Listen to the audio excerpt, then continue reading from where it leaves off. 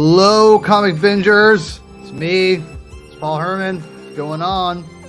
Hope everything's going all right. Thanks for joining us. I've got a crazy show for you all to see. Excuse me, I should say. Today we're going to be talking about Guardians of the Galaxy Volume 3 and maybe about this. I think the series as a whole, maybe, and maybe just kind of talk about some comic books. You know, I mean, it's a comic binge. It's comics to the movies, but I gotta keep it real. I gotta talk about comics, right? This is how it works. So anyway, I've got some people who are gradually joining me, but I already got someone here I'm very excited to talk about because Mr. Vactor himself, Justin, is going to be joining me. Sir, how are we doing today? I'm doing excellent. Pete Thug, how are you? I'm good, man. I'm good. You know, you had me on your show a while back, and it was such an honor. And I just wanted to tell you that it meant a lot to me. And I think you're a genuine dude. And I just love that about you. And I love that you're bringing people on about showcasing other people and not about yourself. I just love that. It just exudes out of you. So I just appreciate that like crazy. So thank you so much for joining me. You have blessed me today, sir. Well, thank you for having me. And thank you for coming on my show. And also, thank you for being one of those voices out there that is spreading comic joy. Like everywhere you go, every imprint you have on the internet, it's hashtag read more comics. So I want to thank you for also pushing the comics out there. Hey, the comic books are an amazing medium and people need to be reading them more. And so that's what this whole channel exists for, to push the medium. And I obviously love superhero comic books. That's what I primarily read, but I try to there's other stuff out there. We'll get you on here again to read other stuff. And I know you're into other stuff too, like myself. So either way. So let's get right down to it, everyone. Thanks for joining us. If you haven't already, hit the like button, subscribe, all that jazz. I really appreciate it. You already got 6 people here. Yeah, exactly. Thank you, Justin. You know, I really super appreciate it. Oh man, there's a lot of people here. I really appreciate that. We got Andrew here. Andrew, thank you so much. Oh man, I'm excited for tonight's stream too. Thank you. I hope that's someone you know and someone who's nice. So thank you, Mark. Thank you. I appreciate that. Yeah, exactly. So, and there we go. So anyway, thank you all for joining us. And so we're going to talk about Guardians of the Galaxy Volume 3. We're going to be joined by Justin Kowalski, the other Justin, in a little bit. And obviously Chris, when he's done doing parodying stuff, will be joining us. So I guess we're going to talk about just initial thoughts on the Guardians of the Galaxy itself. Like what was your experience going into the Guardians years ago? Was it almost 10 years ago? I don't know how long was it? Yeah, was it 10 years ago? I think it's about 9 years ago. I want to say 2014 was the first Guardians film.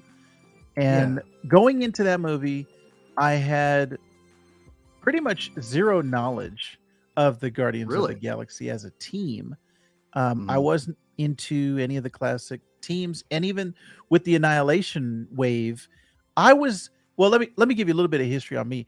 I have not been a cosmic guy for a long time, so I've been slowly creeping into cosmic stuff. But for me, Captain Universe, Spider-Man, that was the most cosmic, and I did like the Infinity Gauntlet. I loved that story as a kid. Does it? Come on. But I was not a cosmic guy. Like I was like firmly planted on the ground. I'm Peter Parker swinging around. I'm not flying out into space. I'm not doing anything. So the Guardians being kind of like cosmic heroes just never appealed to me. After that movie, when that first movie came out, that was what I took my then girlfriend, now wife, to the film. And we watched it. We watched it 3 times in the theater. And dude, it was what I was telling him was, this is what Star Wars should be. I want to say it was like a year before Force Awakens came out. And yeah, it was pretty close. Yeah. This is what Star Wars should be. The action, the humor, the heart, the characters, everything about this Guardians of the Galaxy movie is what Star Wars should be. So that first one was a huge movie for me in my Marvel Cinematic Universe. Introduced so much stuff to the MCU, and also I think launched Chris Pratt as like an action star, you know. So a ton of stuff off of that first Guardians movie. The second movie, I went into it because I loved the first one so much. Same. I was really pumped to get another one, like, to get a second volume out of it. Left a little disappointed, and I actually haven't Same. I haven't gone back to watch it. I probably should to Wow. rewatch it.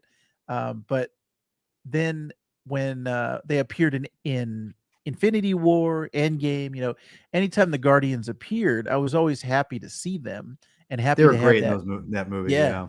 that family unit. And then I am a big James Gunn fan overall. So just anything Guardians, anything James Gunn, I'm here for. So when this third volume came out, even though the second one went a little bit down on my list, I was still pumped because I still love that first one so much. Yeah. So it's still got me going. That first movie still got me excited for the third one. Okay, first little side tangent. You took your wife to see it 3 times. I pretty much did too with my wife. That's what's Yeah. so hilarious. And like it's so weird because like you love like I can mirror everything you're saying. You love Cosmic Spider-Man, love Cosmic Spider-Man. You took your wife to see your potential wife or whatever 3 times that weekend. And this for the record, my wife is not an MCU person. She likes very few films, and she loved that first Guardians movie. Yes. Yeah, so I mean, it's super funny that's like, man, it's so funny, weird. Dragging her to these movies more than even once is like unheard of. And she's not as bitter as she was back then, I would say. Also, let's leave it at that. But that being said, the first movie, for those who don't watch the MCU or listen to the MCU fan show, I think the first Guardians film is a masterpiece. I think it is. I consider it top 5 MCU film still, and it's really good. I think Volume 2 is one of the lower, like we're talking about bottom 5, and I've only seen it like 3 times. Every time I've watched it, it makes me go, what were they thinking? In some ways, it's not a terrible movie.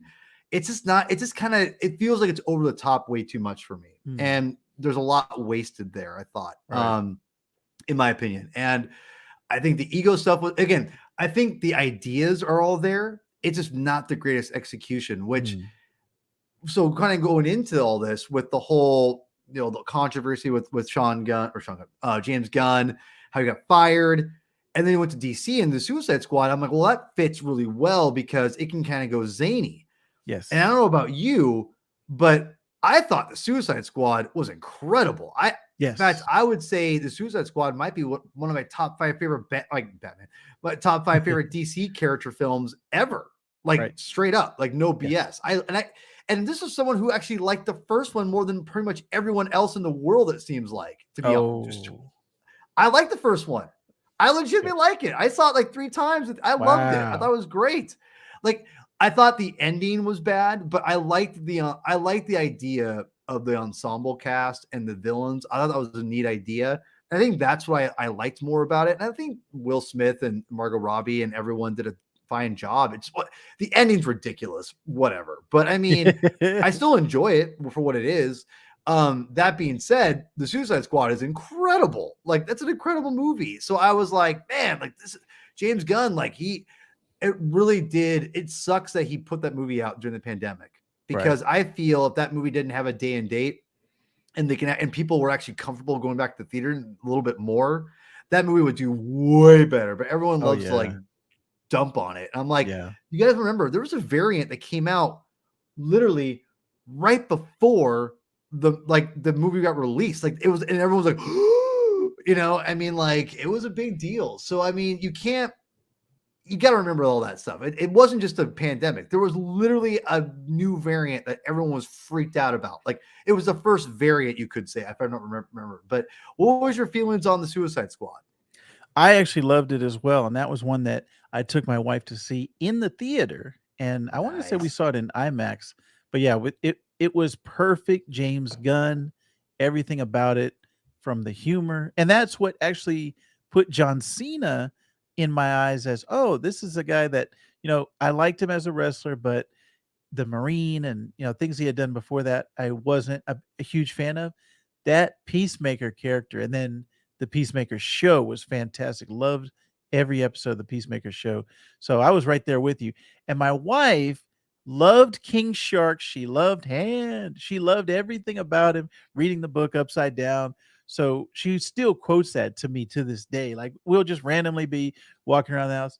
Remember when he had the book upside down? And I'll just start laughing. So that movie was fantastic. Loved the Suicide Squad. I love when he makes the little figure of the explosive. He goes Peacemaker, and then he's like, "You look like me." And I love it just cracks me up for no reason. But and that's that James Gunn humor, like the wit and his pen is mighty. James Gunn is one of the strongest writers that we have, and that's what it has me excited for Superman Legacy and for everything that's coming down the pipe for DC.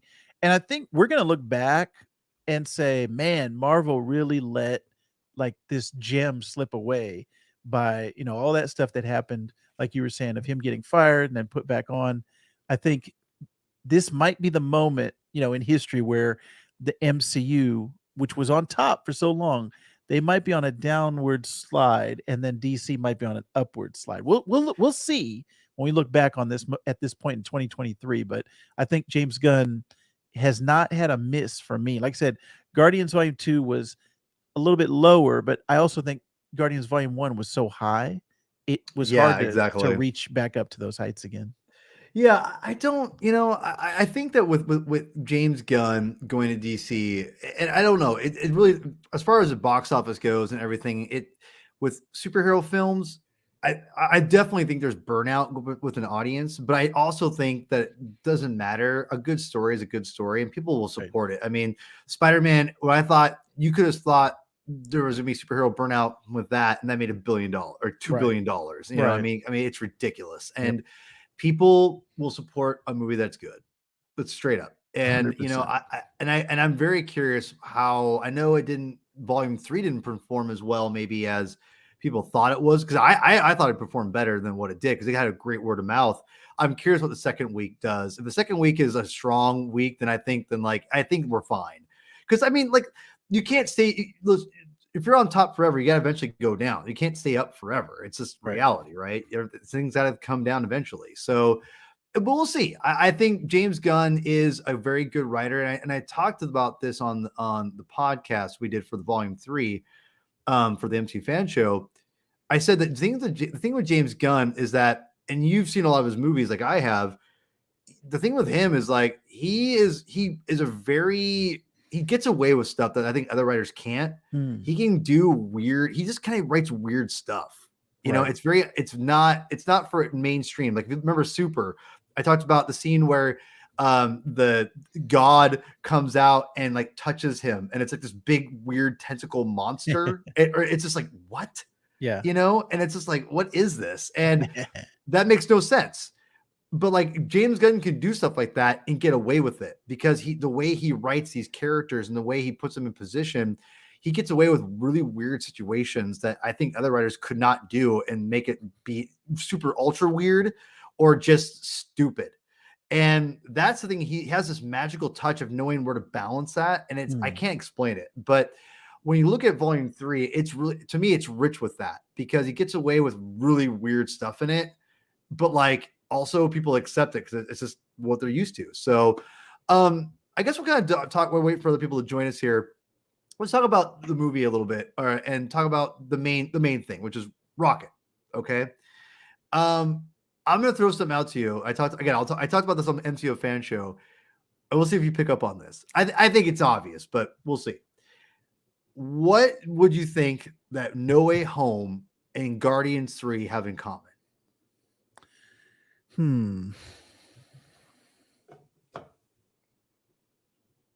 Man, that's a good question. And it deals with the end. It's about the ending. Is there anything that what can you think that the ending of Volume 3 and No Way Home have in common together? They both wrap up a trilogy of film, but also set up a new dynamic. Like, they don't say, okay, this is the end, where you're never going to see Spider-Man again, you're never going to see Guardians again, but they close it off, but then they leave kind of on a hopeful note of, hey, now he's full on Spider-Man. He's got the best looking suit I've ever seen on, and Oh, Guardians ending like, hey, this is still going to go on. It's still going to have a good, there's a future for the Guardians and someone will return. right, right. Okay, so you're absolutely on the money on that. But there's one, and actually, I think that's part of it. But there's another thing here that I think was really interesting. And again, spoiler alert for those who haven't seen the movie. So we're doing all spoilers. If you haven't seen the movie, get the heck out right now. If you don't want be spoiled. I think if you look at it, like, what was the main complaint of Spider-Man No Way Home or Spider-Man films for the MCU was he's not Spider-Man. He didn't go through there's no Uncle Ben, there's no this, there's no that. He didn't know great power responsibility. And then like they have the Aunt May stuff, right? Aunt May stuff. She becomes the new Uncle Ben, and he becomes the character we know at the end by the third film. So there's that development of the character a different way. Same thing with Rocket. Because what happens at the very end? He accepts the name Rocket Raccoon, and he accepts who he is. And I'm like, that's just so you basically have 3 films of progression because in the comic books he rejects the name Rocket Raccoon because he's like, I'm not, he is a being on the different dimension. Because for those who don't know, Rocket's not he's not a mutated animal in the 616 unless they went and retconned that. But in sorry, my dogs are barking. But in the other he's like a different dimension. But in this, he's an actual animal, and he's like but he always rejected in the comics he's a raccoon, and they kept that up in the comic books, and actually James Gunn plays that into the development of the character of accepting who he is, and we get the actual name of the character, Rocket Raccoon. So I thought that was cool to have Spider-Man No Way Home. He becomes the actual like full-fledged character we all know and love, just kind of like how we get that character in the comic. Same thing with Rocket Raccoon. Does that make any sense? Anyone in the chat want to agree with that or disagree? Yeah, I think that's a great point. And that's something new that we haven't seen before in a lot of films, a lot of superhero films before this. It's been, all right, here's a straightforward origin story. You're going to get the beginning, middle, and end, whatever. And you're going to have a trilogy of films, whether it's Spider-Man, X-Men, Superman, Batman, whatever it is. There's going to be like that regular origin story. And then people started getting tired of seeing the origin story because they kept rebooting, doing new actors, but doing the same origin stories over and over again. Superman, Batman, Spider-Man. And now with that No Way Home Spider-Man trilogy and with this Guardians, like what you said, it kind of flips it on its head. And the origin story is the whole trilogy, the whole series of movies. So I think that's interesting and definitely a novel way to do it where we hadn't seen that before. So I think that's a way to keep the interest level up. Totally. And I think that's the thing about this movie that, I mean, obviously Rocket is the key of this movie. Again, spoiler, Andrew, I know you've said before you haven't seen it in the theater. I want you to stick around. So, but just, I'm going to spoil the hell out of this thing, man. Please forgive me. Yeah, yeah, exactly. But really, this movie, obviously, and everyone talks about, rightfully so, that this is about Rocket Raccoon and him as a character and the development of that character. And I think that and I talked about before how James Gunn has gone in and given us a film that's very dark and really, really heady, right? In some ways, in my opinion. And the fact he did it with Rocket and what how he told the story was very impressive. And I don't know about you, but like just from the get-go, when you have like the hand reaching out to the grab Rocket, I immediately had a lump in my throat. Immediately. Did you and your lady have the same feeling or anything? That one, not specifically. What's interesting, ever since, I'm sure you can relate to this, ever since I became a father, things that have been causing lumps in my throat have been with Increased? fathers and sons, which before it was like, oh, I'm not even thinking about that when I'm watching movies. But now movies and TV shows, when I'm seeing sons and fathers and parents and things like that, those Yep. are affecting me a lot more. So, not necessarily with that rocket part, but yeah, that definitely. I do have a soft spot for cute animals. So Who when the doesn't? little baby rocket was there, I was like, yeah, Yeah, no, the crazy thing about the whole rocket thing is that it really does it takes the ideas of, you know, of feeling like as an outcast and wanting acceptance and all those things. And what I love about this movie, and I think that we need to have more movies like this, and I think that Disney, I applaud Disney for doing this because, look at, we have why the High Evolutionary is the way he is, right? And we have Rocket go crazy on him and he rips up his face. And I've talked about how I'm glad they didn't tone that down because it looks pretty gnarly, for a PG-13 movie. right. I had to And look away. I was like, ooh, yeah, it's not, it does not look good. Well, as far as, for someone to have, right? The thing is, in my opinion, that I think it's good to see like the dark side of these characters, even like Rocket, even like, for someone to get driven to that point, right? And I think, it was funny because even as a father, I think those are good teaching moments. And I think that sometimes, we both kind of grew up in we're closer in age. I'm maybe a little older than you, maybe. But we grew up in the 80s films where the 80s kids movies were very dark and yes, they were yes, not and they weren't dark just to be for dark's sake. That's just, they were telling like these themes and these moralities that I think are important for kids to learn. And I think because the thing is, you can't have everything be cupcakes, unicorns, and rainbows. It's just not reality. right. And I think that something like this movie really shows you that people are not out there for your best intentions. Even they are a father figure or an adult figure or a mentor or whatever, that sometimes they can be evil. And you have to recognize that. And sometimes you may be pushed to the test of like to the brink of that.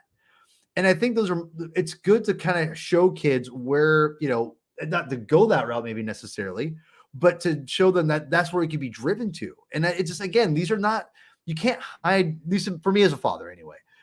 You can't hide these, kids from reality. And I think I like the fact that these Marvel films and Star Wars or whatever, they really, really do teach kids the fairy tales, if you will. They do teach kids lessons in life through, these high fantasy elements that I think they're important. And I don't think that, I think it's important for kids to learn these things and even through characters such as Rocket and the Guardians. So I don't know if you want to add up anything on that and or whatever.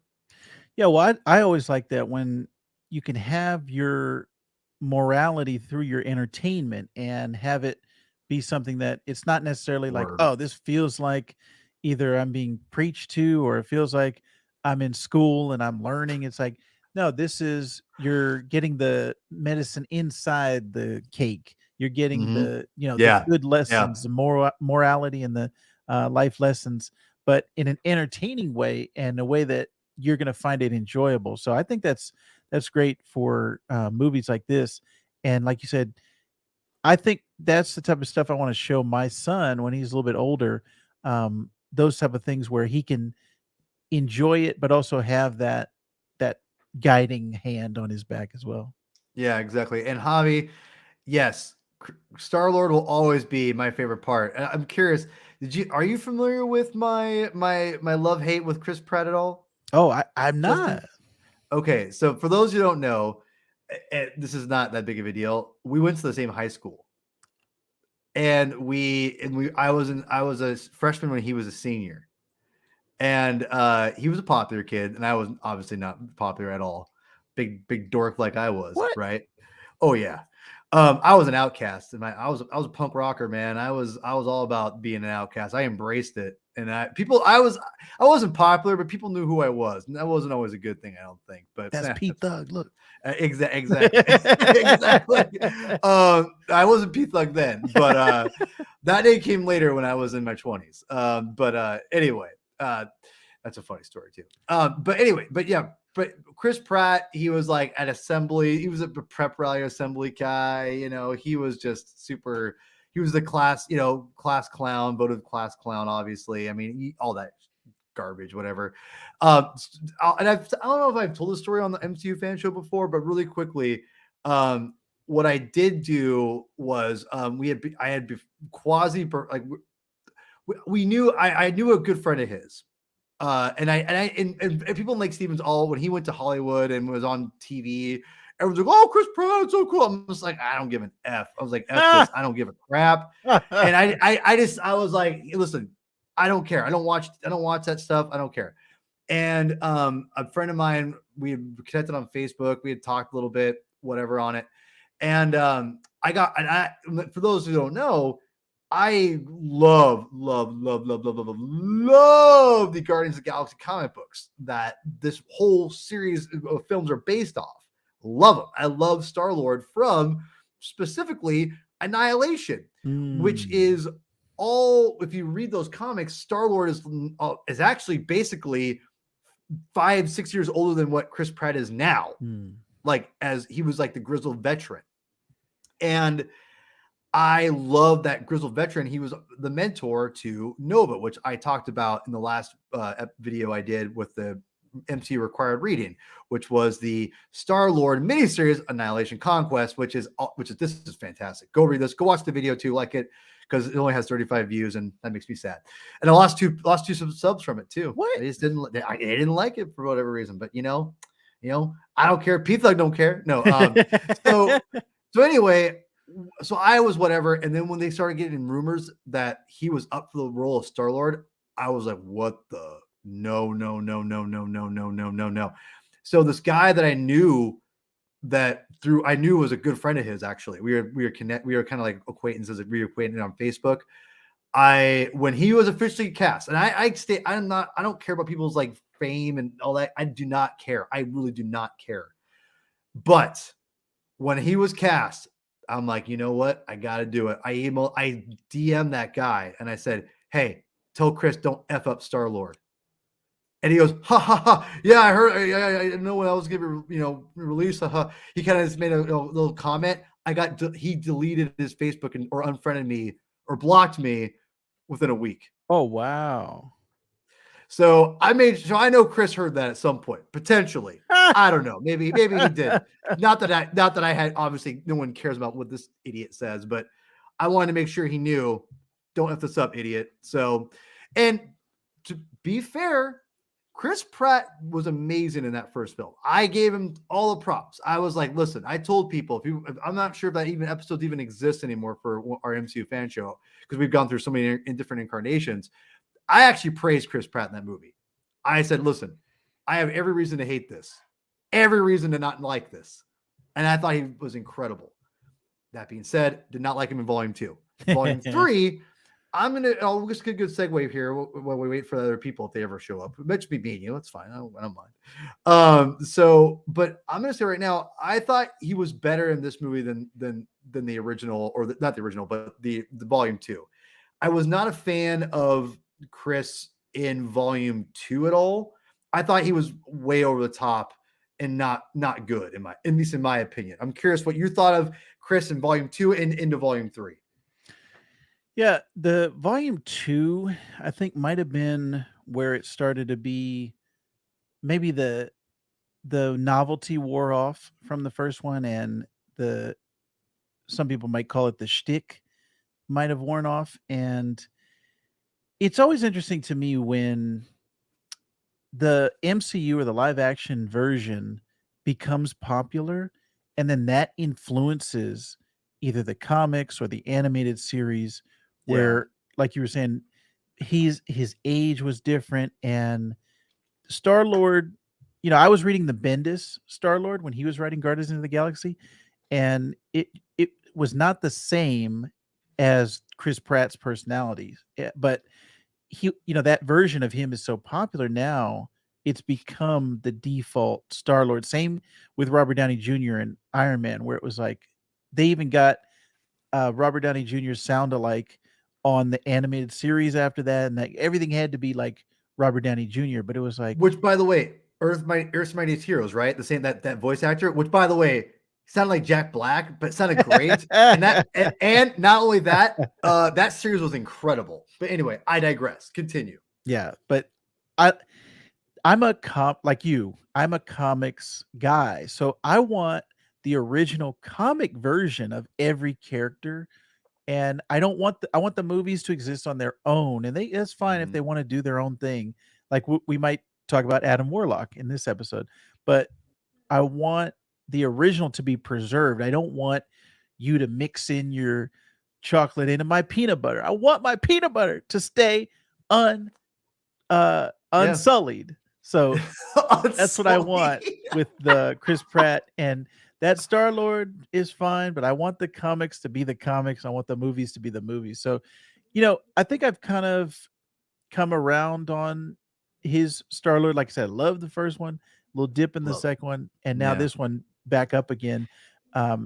He's doing a lot of emotional work in this one, where the longing for the lost love, and actually that a lot of the stuff with him pining over Gamora, which he lost, and now it looks like we will never get back. I was heading into this movie, I was thinking out of Endgame, oh, maybe she's gonna go turn back into that Gamora.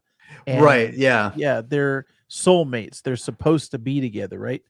Right. Then this movie's like, no, that was kind of like a once in a lifetime thing. That was a chance. There's no destiny. Which I liked. Yeah. It's an interesting idea, because the way that most of, I think, our entertainment that we've consumed as we're growing up is, it's kind of like, oh, there's the Prince Charming and there's the happily ever after. You're supposed to fall in love. Everybody's supposed to be together. Lois is supposed to be with Clark. Peter's supposed to be with Mary Jane. Everybody has their own soulmate. Right. And once you're introduced to somebody's girlfriend, it's kind of like, oh, they're locked in for life. But with this one, I do find that interesting, going, okay, Gamora is going to be happy with her Ravager family. Chris Pratt is going to go off, and who knows what Star-Lord's going to do. But I do find it interesting the way that they're taking this character. And he was actually, you want to talk about portrayals of Star-Lord, the Infinity War Endgame Star-Lord, I think, got rubbed a lot of people the wrong way, and him being the cause of Thanos getting free. They pretty much had Thanos and they were about to defeat him, and then Star-Lord is what caused everything to fall apart. Now, I understand from a story standpoint, it's like, okay, you have to have something to be the catalyst for Thanos to take over, because Thanos had to win he had to get a victory in order for the heroes to come back, and it just made their victory that much sweeter. But the version of Star-Lord that we got in those movies was also kind of like, I don't really like this guy. And in the first movie, I liked him. He was he's a cool, kind of like a Han Solo rogue type. But he was clumsy. He wasn't like a BA. Too. Yeah, right. Yeah, and that's why I kind of liked him in that movie, because he was getting by. He was tough, but he wasn't like a BA. He was kind of like the worst fighter on the team, essentially, like, if you think about it. And he's definitely gotten more like tough. I thought he was clever in the movie, and I like that aspect of him. He kind of loses that, in my opinion, and throughout all his, as he goes on, because he tries to be more of a badass. You could say, right. And speaking of that, I mean, I'm a costume guy. They should be wearing their costumes. Where the hell is his helmet? Right. Like, that's what I want to know. Like, and I know on the MCU fan show, me and Sean, he's like, well, no, it's just not. This is probably what the story, this is maybe a James Gunn thing. I'm like, no, this is a Chris Pratt thing. I still believe it. It's probably like, don't cover my face. Don't cover my face. I've seen that many times where it was like, and I go back to, the one that really bothered me out of all these movies where people are constantly losing their masks, was the Tobey Maguire Spider-Man. Oh God, yes. Every 2 seconds, either he's taking it off or sparks are flying and his mask, like, I want him to I want Spider-Man. That's who I want. Yeah. I want to see his mask. Yeah, no, But yeah, exactly. I was like that too with Star-Lord. I was like, wait a minute. At this point, his mask is iconic, and also there's a function to it. It helps him breathe in space. It helps him Yeah, survive. and the whole scene where he's like getting all super fat face, whatever it was, he was going on.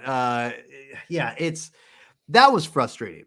That was a little too convenient. Like, oh, where's his mask? Like, we have it on. He has it on. Like, what, through all the films, through Endgame, or through Infinity War and Endgame, and then all of a sudden doesn't. Right. It's like, I wish there would have been a line. Maybe there's a deleted scene that we haven't seen yet, but I wish they would have explained it. Oh, I left it back on the ship, or I left it on nowhere, or whatever. yeah, That's what James Gunn. I saw a tweet that he made, and he was like, "Oh yeah, he left it on nowhere," but that doesn't like you don't get that from the context of the movie.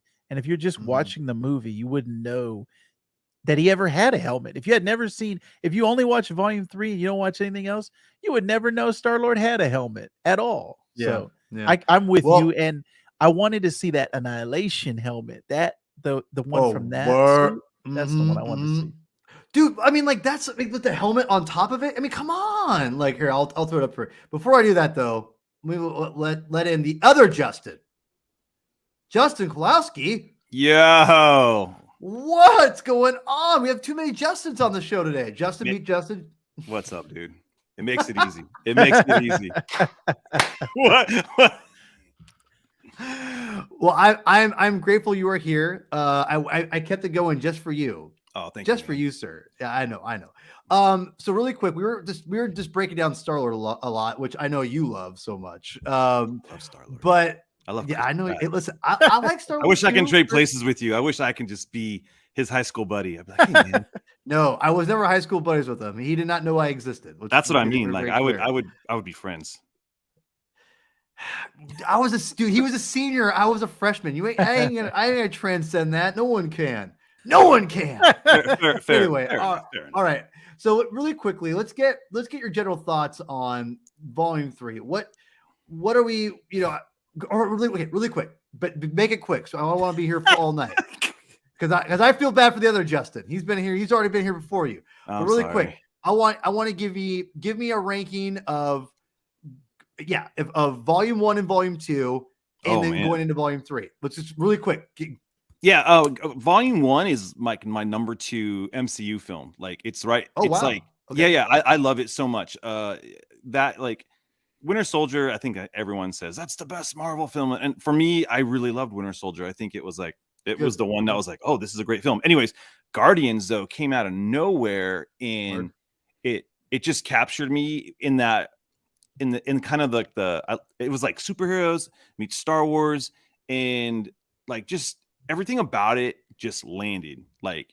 And it landed with everybody. It had the trust of the Marvel universe now. Like, okay, what else are you gonna throw at us? And it hit everybody. But what I loved about it is I came into Guardians through Brian Michael Bendis, like his run. That was the first run I ever read. And so I loved his take. And so I felt like I was familiar with the characters via like his runs. Because I never read the Abnett and Lanning one. I still haven't. I've been meaning to, but I just haven't. So good, dude. Yeah, and that's what I hear. And so I just haven't. I never really went backwards. I only just continued to go forward. That's fair. That's fair. And so I get it. But anyway, so I love that movie. A lot of people hate Volume 2. I don't hate Volume 2. I had fun with it, man. It was like more of the characters I like. I get why like people have issues with it. Maybe a lot of it has to do with like that like battle at the end with the Pac-Mans and stuff. I always hear stuff like that, but I'm like, man, there was some really cool like self-discovery stuff with Star-Lord. I like the stuff with Gamora and Nebula. Like, I'm like, you guys are forgetting a lot. And there was just even the stuff with Rocket, and I don't know, man. I was like, I liked the movie. It was another like set in the trilogy. Is that mid? Is it mid tier or is it high tier for MCU films? I mean, if you have to like rank them with all the other MCU films, it's in the middle somewhere. It's nowhere past 15 though. Okay, I don't have my list, so Vector. What where's it going for you? Is it mid, high, mid, or low tier for you?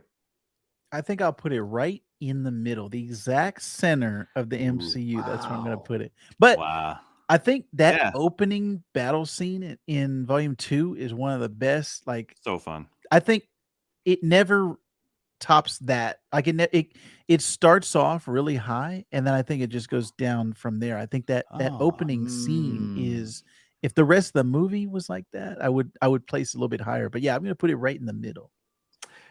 It's definitely low tier for me. I've said that before. Really? So yeah, not my favorite. But so anyway, so you're pretty much go high to mid. Where does Volume 3 rate for you? And then tell me what you'd like, and then tell me what you think about the movie. Okay, I've actually ranked Volume 2 at number 18 on my MCU watch list. So it's at 18, which is kind of in the mid once you hit 30 films. Mid-ish. Mid a little bit. So with Volume 3, I'm gonna throw Volume 3 in the first half of, like, I have this thing divided up in thirds right now. It's like 3 sets of top 10 films. And so it's going to be in my top 10 of the MCU films. I don't know if it's top 5, but it's definitely in the top 10. It's just going to, it's going to push, probably, Hulk and Black Panther down the rung a little bit for me. So, did you say Incredible Hulk? Yeah. Shut the hell up. Yeah, something. I love that Incredible Hulk film. I do. I love it a lot. But I like it too. I like it too. But it's just top 10. Oh, are you mad that it's in my top 10? Top 10? What are you mad about? I don't even know what you're mad about. What are you mad about right now? Hold on. All right, the show just changed. Vector, I'm gonna hijack my own show for a minute. Yeah, go for it. Give me your top 10 right now. I want to know. Top 10 right now. Incredible Hulk's in your top 10. Give me your top 10. Okay, Winter Soldier, Guardians of the Galaxy, Iron Man, Civil War, First Avenger, Infinity War. Then I have Spider-Man, No Way Home. Then I got Endgame, and then I got Avengers, and then I got Black Panther. Boom. So sorry, Hulk's at 11. Hulk's at 11. So, okay. All right. Woo! We need dodgeable things. It's right here. So I haven't done that in a while. I haven't added the last couple things. I haven't added Volume 3 yet. I haven't added that or Ant-Man Quantumania yet either. I haven't added Quantumania yet. Which again, listen, I like Quantumania a lot. Like I'm not. I did too. I liked it a lot too. I had fun with it. I was like, I'm in a magical land. But there you go. People are really harsh in that movie, by the way. I'm just gonna say it. I got my thoughts. But anyway, this isn't Ant-Man though. This is Guardians 3. So I love this film so much, man. I loved it. I don't know. Let me just be honest. I need to see it one more time. Dude, word. Yeah. Word. To finally kind of rank it right now, because right now I'm on emotional high. Dude, that movie, it touched me though, man. It gave me dad feels, just gave me person feels like person feels. Like it gave me like James Gunn, like he took me on the trip, and it surprised me. I was like, oh, are we spoiling? Are we talking spoilers? Oh yeah, we're going. Anything goes. I was actually surprised that no one died. I was like, oh, no one freaking died. Right? I went into this thinking, oh, someone's gonna die, and no one died.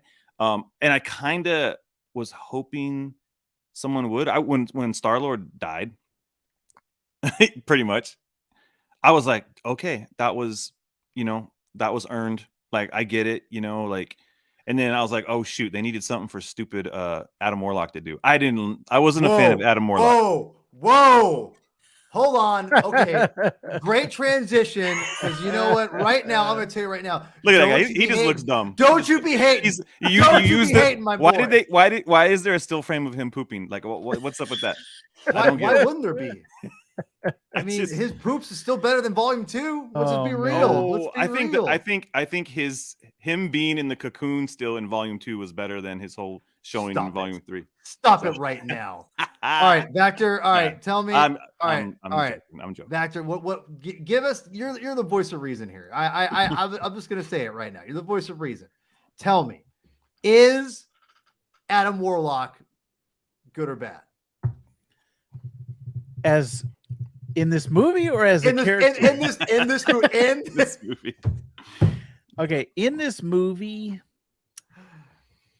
Okay, in just this movie, Adam Warlock is bad, but I think what the setup for whatever the movie he's in next, whatever the next Guardian, if there's a volume 4 or Secret Wars, whatever we see him in next, all I new think, Guardians.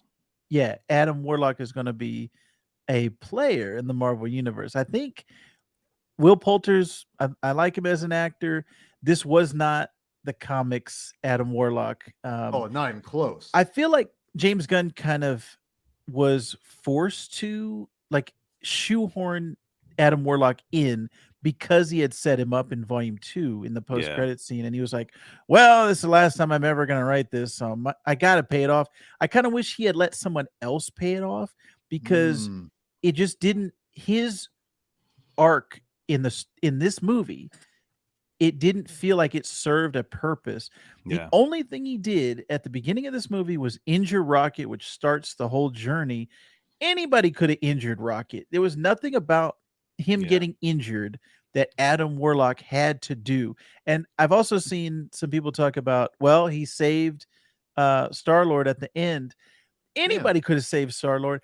I would have actually preferred if Gamora saved Star-Lord. That would have been a bookend of the whole trilogy.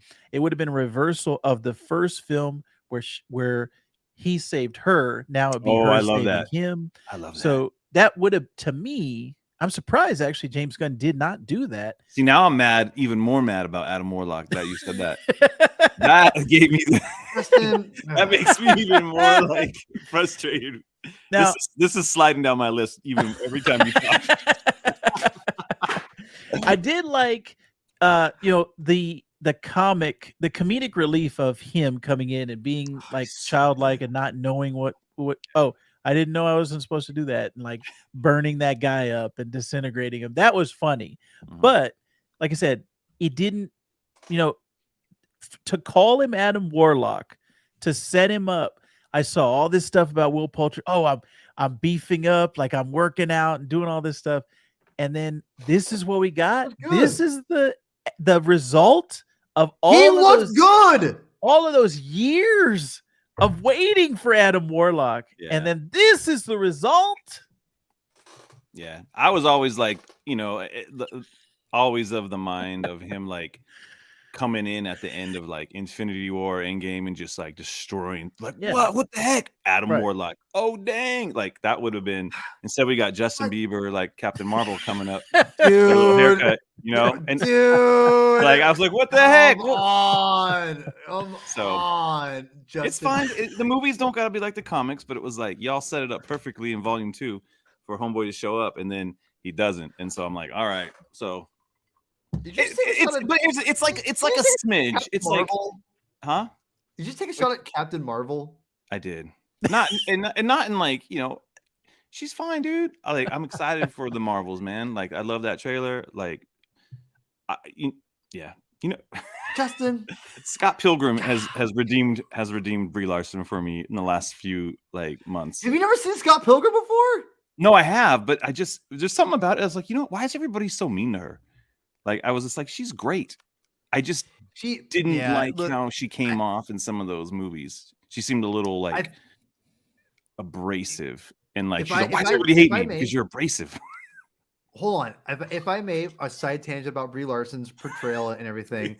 I've been on record to say I actually enjoyed the characterization of Carol in her movie, because it's not just like a typical Marvel film where it's like jokey main person's like super funny and witty. She's very serious, and I actually really appreciated that different like take on the character. Yeah, and I think it's good. I think it's honestly served Marvel well. I think her attitude outside of things has been very like combative, and that's where I think it rubs people the wrong way. And you put it with that serious character, it's rubbed everyone level, and even like her body language when she was asked at the D23 last year, and they asked her, are going to be any more movies? And she was like, her body language is just like very negative and very just not, it just wasn't a good tone. I was like, that doesn't look good. But I'm a fan of I like the character. I think she's great. And she's fantastic in Scott Pilgrim. Fantastic in Scott Pilgrim. So anyway, I like her. Yeah. Dude, it's just funny is you're absolutely right. I thought that was Metric who sang it, and I was listening to Metric. I'm like, this doesn't sound as good. Her version's I was way surprised. better. There you go. Her version's way better. I mean, who would have thought that? So anyway, thank you, Mark. Thank you.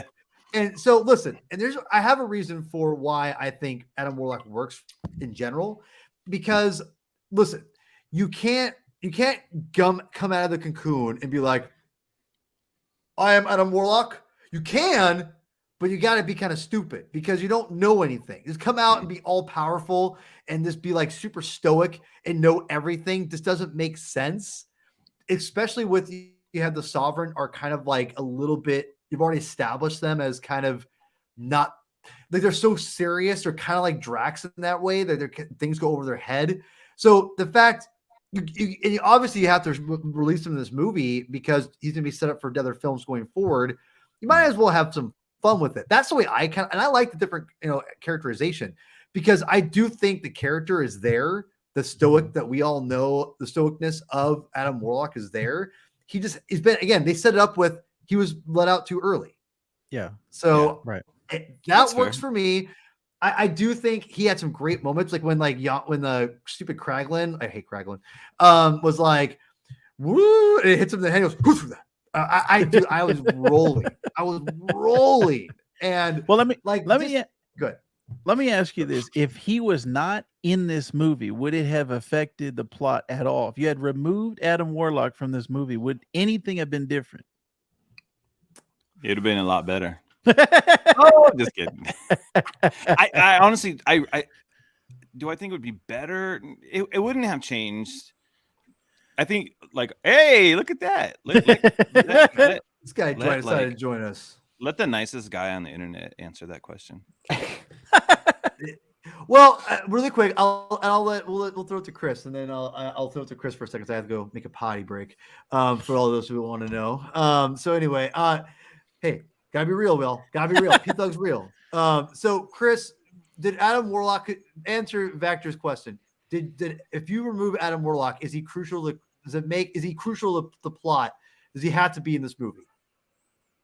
No, but I'm glad that he was. That's fair. I kind of feel the way about him that I feel about Spider-Man in Civil War. Spider-Man in Civil War was kind of tacked on, all things considered, but that was a hell of a tack, right? So I kind of feel similarly about Adam Warlock here. Like I feel like something, especially considering the hint that was laid down with him in Volume 2 and the way that Volume 3 really ends. Yeah. We would have missed out if he wasn't in it. And I think that we got some decent moments out of him. I think it's fair. I think Silver K, which by the way, Silver K, what's up? I super appreciate you coming in. Yeah, Star-Lord would be dead if he wasn't. That's true. Yeah, great point. Unless it was Gamora. I thought you stop it. Don't go that whole thing. Thank you, Mark. I think the mid-credit scene honestly doesn't make the movie for me. That's too much to say, but it definitely gets you more excited to want to see the next movie, if that makes any sense, right? Like I want to see that iteration. Sorry, go ahead. Yeah, I would say that if it for me, it depends on what's the next move with Adam Warlock, because if they don't do if they don't like capitalize and move forward like with this, new team or whatever, that'll make it feel more like, well, why'd they even add him? But if there is something for him to do, that'd have been great. Like I would have much rather had a Adam Warlock will return than a Star-Lord will return, because I think it would give more like weight to, okay, we had to add him because down the line there's going to be some use, and I imagine they will. But it was like, oh, I was more surprised by this. Oh, the Star-Lord thing. I thought they were all. Yeah, that was also a shock to me. Yeah. So. Yeah, the end credit scene was strange, if I may add. Like that, I thought that was. I'm like, why is Star-Lord going to return? I don't need to see him again. And Justin, you texted me. Do you want to tell people what you asked me? Do you think Star-Lord? You asked me when Star-Lord might come back. Is that when you asked me? I think you said. I was trying to talk to somebody who's seen it, and I was just like, and I know you're always so secretive. Oh, you'd hear my thoughts on a podcast, you know. Yeah, I was right. just like, yeah. yeah. You asked me. You were She is a saying. good dog. I think you asked me. When do I think Star-Lord might return? And I said, just tell my Oh, response. I said, so you think Star-Lord is coming back? And you're all, hopefully not. Oh man! And you didn't respond. I was like, "Ooh, I hope I didn't make it mad." No. I don't know why I didn't respond. It was more of a like, I knew why you said that. I wasn't offended at all. So anyway, Chris, I'm gonna do a quick little break here. Why don't you take away with your thoughts on the film? Okay, well, since I wasn't able to see before, could you guys briefly recap what you thought of it for me so that I can have the proper context for the conversation? I think we all enjoyed it. What we were doing was giving a recap of the first, basically the whole series. So we all really loved the first movie. The second movie, I think, was Paul and I was kind of mid, and then Justin's. You said it was a little bit higher for you, right? Yeah. It wasn't like it was. If I have them broken up into two sections, like the Marvel movies, like it's not in the top 10, but it's somewhere in the next top 20. Okay. Yeah. It kind of fluctuates based on what's currently coming out. Yeah, well, I think that's pretty understandable. I mean, I guess for me, I preferred the second one to the first one. Oh wow. Okay. Because, and Paul and I have had a lot of conversations about it. Yeah. But basically, when it comes to I need you to get off, please. Okay, guys, hold on a sec. Talk amongst yourselves. Yeah. Right back. So, Volume 2, he was just saying that. I was thinking, you know, there is so I think no matter like what Guardians film you throw out there, like the stuff that really connects me is the heart stuff. Like I really love the stuff that they did, kind of going back with like going into Star-Lord's relationship, like with his perceived father, right? And then the stuff you get with oh gosh, I'm drawing a blank on with Michael Rooker. What the heck is Michael Rooker's character's name? Oh, Yondu. With Yondu, yeah.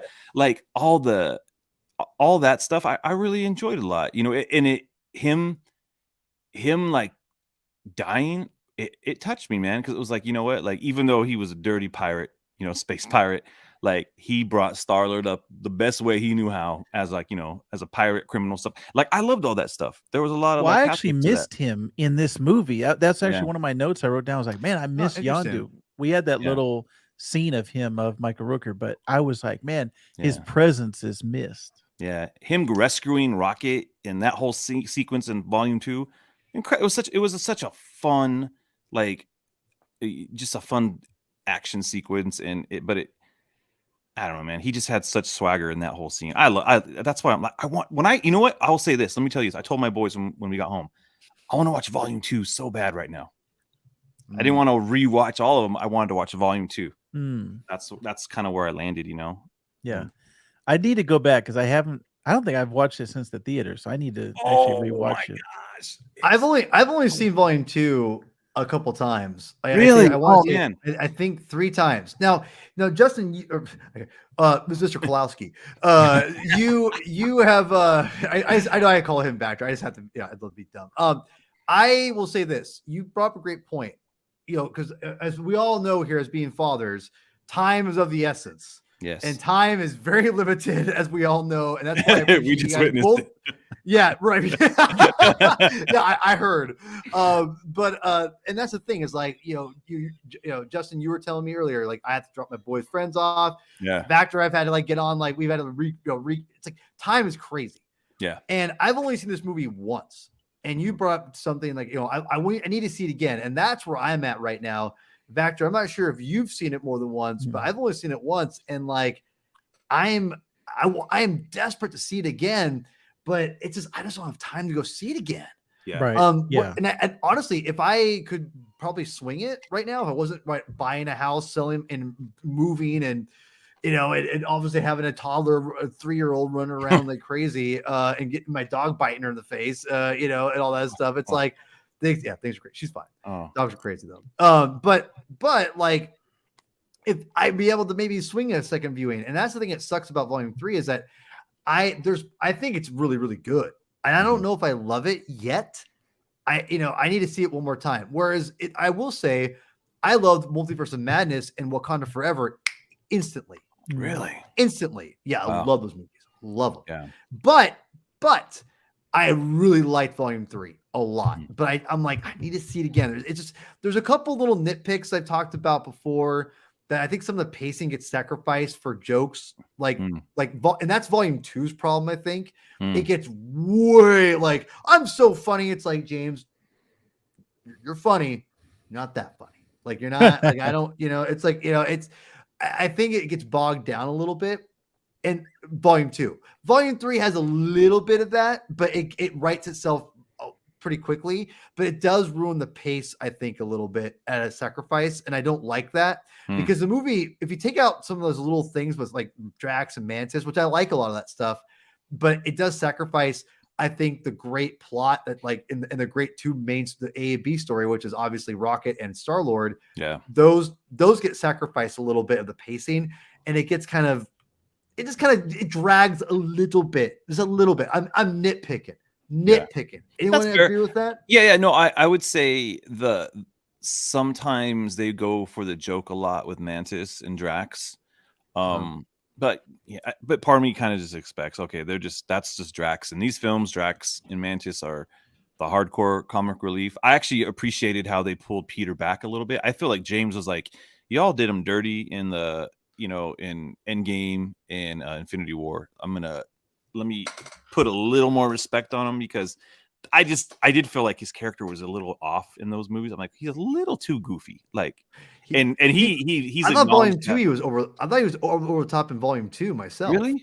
Yeah, that's me. That's my opinion. But I could see. I thought here's the thing. I thought Star-Lord was fine on the ships, like on the ship by himself. He was fine. But when he was out with Thanos and interacting with Downey, I felt like Chris tried to be. You know what I mean? Like, try to be like, I'm just as funny as you, blah, blah, blah. I felt like that maybe again, maybe, I don't know. Yeah. Go ahead. I didn't mean to interrupt. No, but I agree with you. I think sometimes the humor could like derail a little bit. And that's, I think, people's biggest like criticism and fear with James Gunn right now. He's going to make, Superman a fart joke movie, like, I don't think that's going to happen either, but I don't know. I think he was just being consistent with what he did before. There's the jokes, and yeah, I don't know. I hear you. I hear you when it comes to Mantis and Drax. I mean, but I liked a lot of it too. It wasn't like it was terrible. It just wasn't. It just wasn't. I don't think you're saying it's terrible, but I think you are saying there was a little too much of it at some points. So right. So I mean, and so. Anyway, as hopefully Chris will join us here. Little nitpicks. Yeah, listen, like, no film is perfect, right? And that's the thing is, like, people are really critical of the post Endgame films, minus No Way Home, obviously, and I don't know if I agree with all the time, because I'm like, I think about all the films we got, and I'm like, and I know you hate Eternals, Justin. Oh God, but it's number 0 on my list. What? I know. What? That's what I said. I'm like, dude, I'd watch that over Incredible Hulk. Oh man, I couldn't finish Eternals. I wanted to leave the theater, man. My friends all stay. Blade's in it. I was like, you liar, Blade is in the movie. Don't tease me with I love Blade. And so he's just like, oh, Blade's in it. I'm like, oh, where? I'm like, how? Oh my Harry God. Styles is in it. Yeah, man. Yeah. I love Star Fox too. I mean, listen. Yeah. I did not. I can understand people not liking. I can understand people not liking Eternals, but listen, like I listen. That was a movie I didn't like at first. I saw it again. I liked it, but I know you saw it more than once. You didn't like it. So, anyway, Baxter, you got to wrap up. Speaking of fatherly duties, we'll let you go. Me and Kalowski will hear him just shoot the breeze until Chris comes back, and maybe we'll wrap up. But I'll let you get out of here because you've been super generous with your time. I know, again, I understand completely the roles, So, dude, thank you so much for coming on. I definitely am gonna be begging you to come back. So this was a blast. Yeah. I will come back anytime. I did want to say before I leave, there were 2 things that I wanted to say really quick. Yeah, about go ahead. negatively, because please. not only my wife had a big problem, also like Silver K, a huge animal lover, animal rights activist. I've seen a lot of negativity about the way that animals and animal cruelty is portrayed in the film. Mr. Vibert brings up Adam the Woo's review, and he said he hated the movie, outright hated it because of the animal cruelty. Not necessarily anything else about the story, but just specifically for the animal cruelty. And also one that I had not seen a lot of people bring up, but my wife was very much affected by the counter Earth just being wiped out, and that was experiments, all of those people, they're just dead. All of them are gone, the entire planet. He just blew it up. And there's no ramifications. And even at the end, in that very first post-credit scene with the new Guardians team, it was kind of like, all right, we're just gonna wipe these guys out. Like, I don't know who these creatures are or who the animals are. We're just gonna kill everybody. So I did want to say that I've been seeing a lot of this movie has been very polarizing, to the point where I see a lot of people on one side where they're like, "Oh, loved it, great wrap up to the trilogy, great James Gunn movie," and then the other side of the coin. And I wanted to mention that, just bring up there are a lot of people that are triggered by the animal cruelty and just kind of the depressing, dour note that this film brings out. I had someone comment, one of my friends comment on my Instagram today, and say that they just left the theater feeling depressed and down. And Interesting. I think you guys probably had the same as me. I was like, yeah, this is great. I'm having a good time. But I did want to point out that there are those having an opposite reaction. So I think this film is bringing up some very good conversations, very interesting dialogues. And but also, before I go, The Incredible Hulk is the worst movie in the history of the MCU. Terrible thing. But this was fun, guys. Yeah. Vector, man, like seriously, I'm gonna keep bugging you. We'll find some more times to get you on here. So he had to go. That was a great exit. That was a great. He just dropped out. I love that. That's great. I went to the Incredible Hulk with the manager of my comic shop, Roman. Paul, you know Roman. Oh, I know Roman. Yeah. Roman at the time contended to me that the Incredible Hulk was better than the Dark Knight. Ooh. And that's not an opinion he maintained in the intervening time. But I just thought that was funny. Wow. Yeah. Yes. Listen, Vector dropped the mic. I listen. Vac he's the man, dude. That dude is like, he oozes positivity and like just goodness. You can tell that guy's a good guy. So except with that Incredible Hulk comment. Oh, whatever. No. Everyone agrees. Everyone. Is that universal that people don't like that movie? I like the Hulk. I like the Hulk. I really like it. I really like it a lot. You can only go up after Ang Lee. Enough said. Oh, so yeah. Don't tell Brad. Dude, don't even get me started. Yeah. Listen, Vector he's the shit, dude. Like he's awesome. Right. Silver K, you're absolutely right. So Chris, go ahead and give us some more your general volume 3 thoughts here. Yeah, sorry. I'll make this quick because I don't think I've earned the privilege of talking a lot tonight. So I enjoyed volume 2 more than volume 1, as I said before. You're insane. Well, the reason, and Paul and I have talked about this a lot, as I also said before, but it really resonated with me on the theme of fatherhood. Yeah. Where you find who your dad really is versus who you have sort of been assigned, like that, those don't always coincide with the same person. So it also came out like I was dealing with, like, my grandma was just about gone when that movie came out. So just like these themes of family and where you derive the value from your family, and how you apply meaning to those kinds of connections. All that stuff was swirling in my head anyway, and seeing the movie just seemed to put a really fine point on those ideas that for me have persisted in the intervening years. I still enjoy Volume 2 more than I enjoy Volume 1. That being said, I think now with all three of them, each one has gotten better than the one before. Because I think that with Volume 3, they have crystallized the theme of found family through Rocket, because now we know he had two. Yeah. So the idea of actually sort of reorienting the organization of the entire trilogy to be his story, because that's effectively what Lila tells him, is that this has been your story all along. And, you know, there's varying levels of truth to that. But I found the drama to be most potent in this one. And I don't think I have ever seen an action payoff as solid in the MCU as learning about how terrible the High Evolutionary is. It reaches a crescendo when you think that Rocket is taking him on by himself, and then bam, his family is there, and they're kicking the shit out of him altogether. Yeah. That to me is the high point of the movie. Yeah. Dude, that hallway scene was incredible. Oh.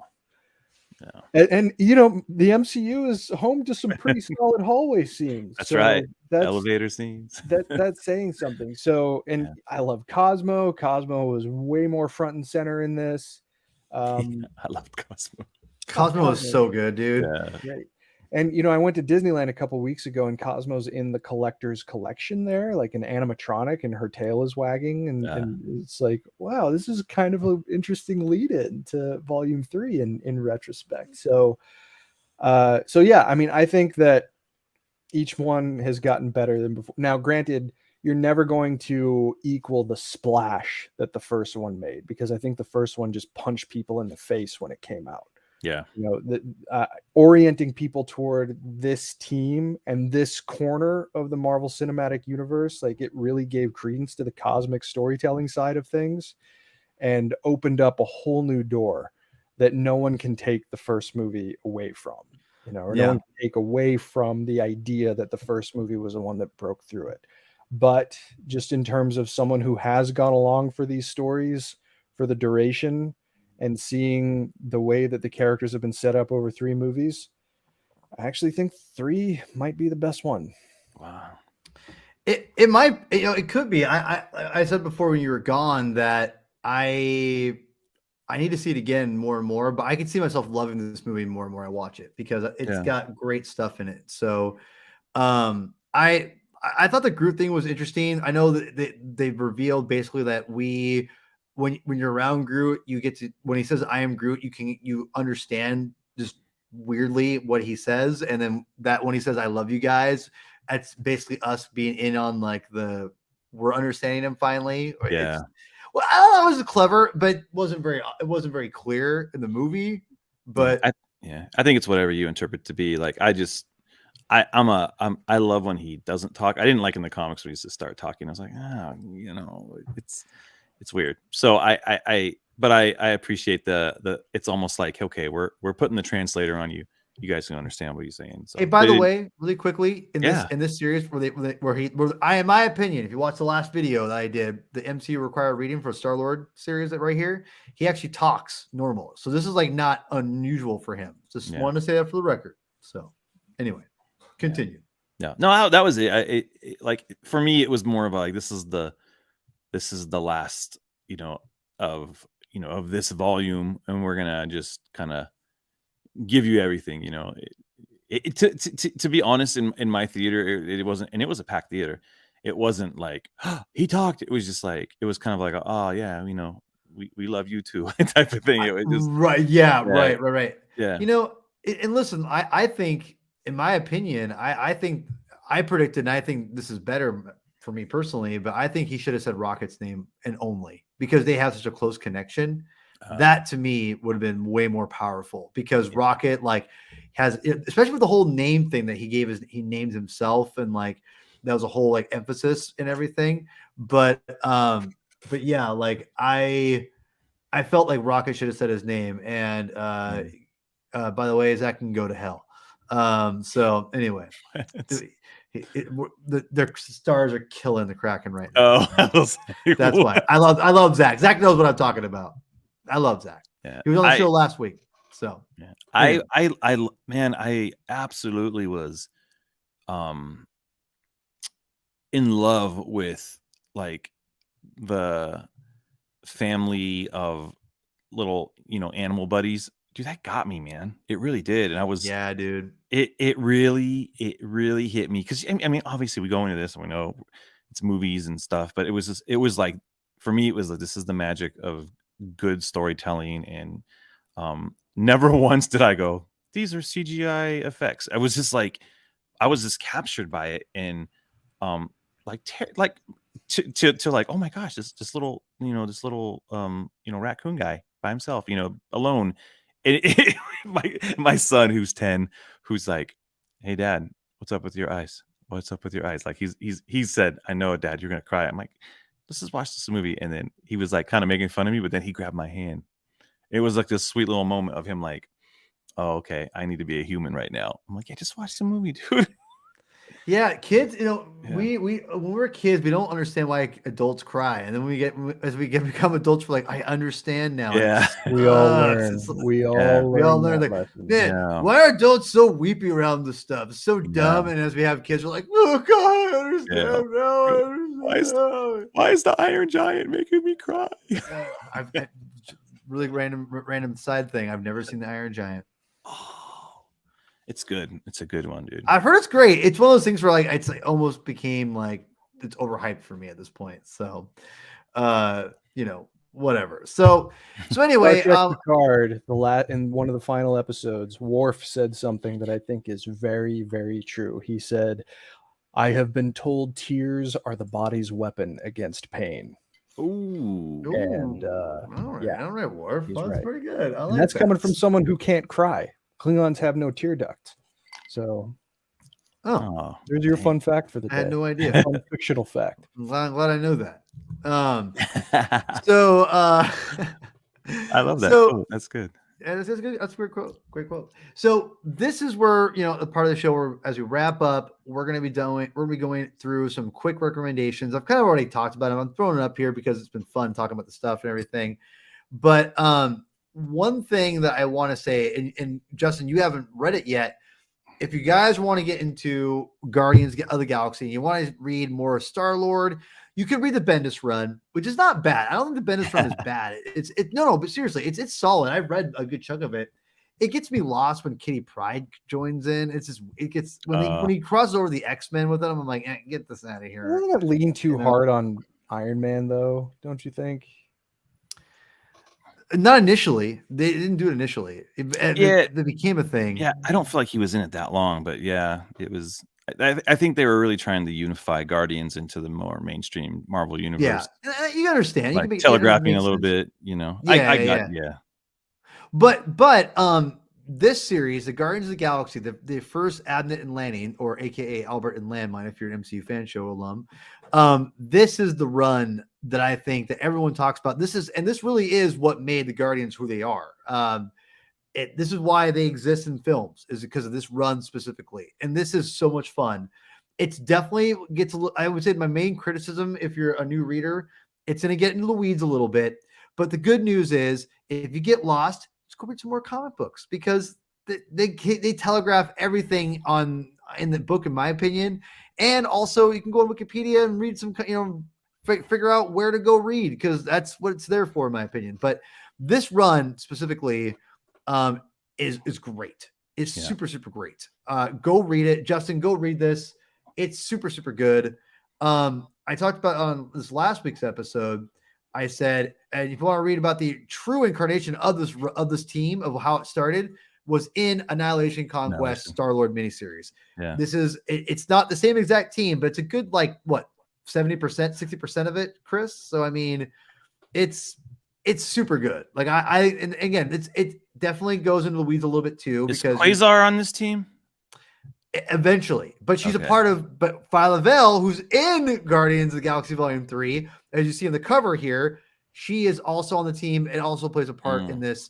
But if you guys want to just learn about the cosmic universe overall, my recommendation is this. Go to, yes, I agree. If you want to learn about the comic books in the cosmic universe, right here, my friend, go read Annihilation Conquest or Annihilation Prologue. Start here and just go forward. And then this is the next issue. Just go here, start the miniseries, and then you can go crazy and go into the side series because Nova has a 4-issue mini. It's great, but this is the true reincarnation, the renaissance of the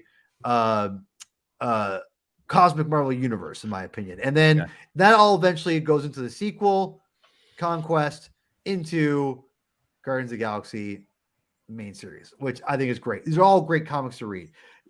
Chris, did you have anything you want to add? And Justin, I'll get your some recommendations as well.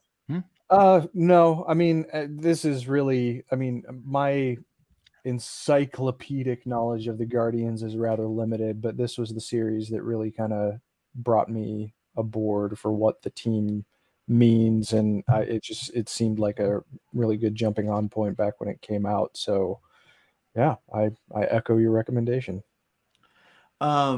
Justin, I know you talked about the Bendis run. Was there anything else you want to add for comic recommendations?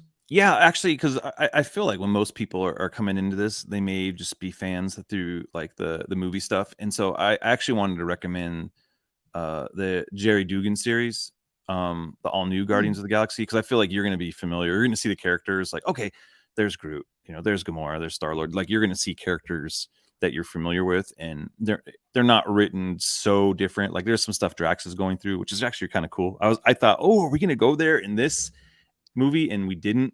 But it's okay. It's okay that we didn't. But it was just, it was interesting to see the path that he was taking in these comics. And if you're, if you're a fan of the movies, it wasn't like, it wasn't foreign at all. So anyways, yeah, I like the all new Guardians of the Galaxy books. They were actually really fun to me. So I fell into it with the Bendis stuff because I was like, I'll read anything Michael Bendis is writing at that time in my life. I like, he's good. I like everything he was writing. So I was like, I will give everything he's doing. He didn't fail me, and so I liked his Guardians. And then so the Jerry Dugan stuff. Yeah, we might need to go back to you, Justin, whenever we eventually get around to Bendis on Superman. Oh, yeah, that'd be fun, man. And truth be told, I've read the original or the initial, like I'd say like first couple arcs of his Superman run, which I liked. I thought they weren't bad. I know people like talk crap, but I thought it was pretty solid myself. So yeah, we got to get someone who hates it, and we got to have someone who likes it. Have you actually read it though, Chris? Like I you actually finished it, but I'm kind of in the middle of it at the moment. Yeah. Wait, so Chris, you're aware of my thoughts on it, on the Bendis Superman? Actually, no, I don't think I am. Okay. I thought that's why you said we need someone who likes it and someone who hates it. And I'm I know Michael Bailey despises it. Okay. Yeah. He liked it at first. I know that. I can confirm that. I will save my thoughts for the Triangle Shield episode. So anyway, Justin, you'll be back. So anyway, we'll wrap up here. Just really quick, I want to tell people, if you want to read any of these comic books, honestly, there's Marvel Unlimited, which is you can play a yearly service, monthly fee. It's a great service. I love it. If you want to go crazy, you can want to buy it and have it own it digitally yourself. Comixology, obviously a great tool, but the best kept secret in comic books right now is the beautiful. Why are you laughing right now, Chris? It's Hoopla. I just knew that you were gonna go on a love fest for Hoopla. It's fun. Dude, this is free comics, people. Yeah, this is comic books through. I learned this from the legendary Ryan Lauer. Free legal comic books. Thank you. Yeah. Listen, there you go. this is where you want to go, and this is all through the library system, and it's all right here. And I get mine through the Seattle Library here. Yeah. And thank you, Andrew. Appreciate it, man. And listen, like Hoopla is where it's at. If you want to read comics, for free, and they have so much stuff, and it's comic books best kept secret. Everything, dude. Like freaking Ryan Lauer needs to be on a poster. He really Ryan does. Lauer He really does. needs to be a sponsor. He does. He needs to be sponsored by Hoopla. He really does. He does. I love it, dude. Such a Yeah, no, like he, so great. yeah, Love it. Yeah, no, it's great. People, go read Hoopla. Again, it's all out there. You're gonna love it. It's if you have a phone, iPad, laptop, whatever. Yeah. Go on Hoopla. And the last thing I'm going to say, if you guys can all do me a favor, if you're watching this far in advance, go subscribe to the comic binge. It makes spider sense, please. So I stole this from a comic book, and it's so good, isn't it? I mean, I love it. I love it. I mean, come on, it's perfect. It's perfect. So anyway, Justin, where can people find you, my friend, and all your latest adventures? I'm just on Twitter, Justin M. Kowalski at. Getting blocked. Just guesting across the universe, wherever people will have me. And you're back on Batman on Film, though. I've seen you. I'm late. I'm doing right now. My current assignment is Batman 89, chapter by chapter, and I've been so busy in those times. So yeah, so head on over there. I think we're almost towards the middle of that film, so trying to wrap it up soon. Listen, Justin, I just want to. I'm just gonna say this. I'm glad you're back on Batman on Film. Well, thank you. I'm just leave it there. Like it's great. I just think it's awesome. So I just wanted to just throw it out there too. So it's good to have you back. Cheers. Even though I'm not really a part of the show or the part of that thing. You're always welcome.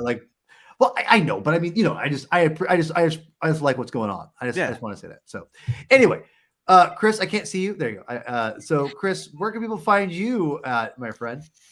At Chris Clow on Twitter, ChrisClow. Getting ready to record a couple of new episodes of Discovery Debrief, a Star Trek podcast, in preparation for the return of Strange New Worlds next month, which should be a lot of fun. And actually, Paul is going to watch some Star Trek soon, and we're going to talk about it. Well, I mean, now that we live closer, or we will be living closer together momentarily, I think that'll be a lot easier for me to do now. Well, we talked about this the other day because for whatever reason, the people who own this are not releasing their streaming series physically, unfortunately. Not the case with Star Trek. In fact, Strange New Worlds Season 1 is getting a 4K Ultra HD release next month. It's a beautiful show. So Paul's gonna watch that season with me. Well, as long as you help me move next week, I'll be happy. So there you go. There's a contingency. I know. No. Chris already offered, but I was like, since Chris is gonna help me move, I will gladly watch that in 4K at my new house with him. So yeah, we have to watch a couple of TOS episodes beforehand to give you. You see what happens? Context. I agree to one episode and it turns into 5. It's like, but the season of Strange New Worlds is only 10. Like it's not like 26 like it used to be. It's only 10. I know. It's good fun. I just want you to know ahead of time about Spock's relationship with T'Pring and the first time you encounter the Romulans. That's it. All right. And you got to read the X-Men Star Trek crossover. You got to read that. That's pretty good though. Those two fandoms deserve each other, by the way. Those two fandoms deserve each other. Says someone who doesn't know anything about Star Trek. I have no I'm idea. just saying, Star Trek and X-Men, they're convoluted universes. They deserve each other. You're in the Star Wars universe. Star Trek is far less convoluted than Star Wars. Can they just merge like Picard and Professor X and just be Picard X? That would be cool. Amazing. I'd be into it. Ooh, there's actually a really good. You guys must have read the X-Men Teen Titans crossover. Oh yeah. That was great. Awesome. Yeah. Top. All right. It's like one of the best. Oh, we got to end this. We got to end this. All right, Chris, all right. Why don't you take us out, Chris? Read more comics.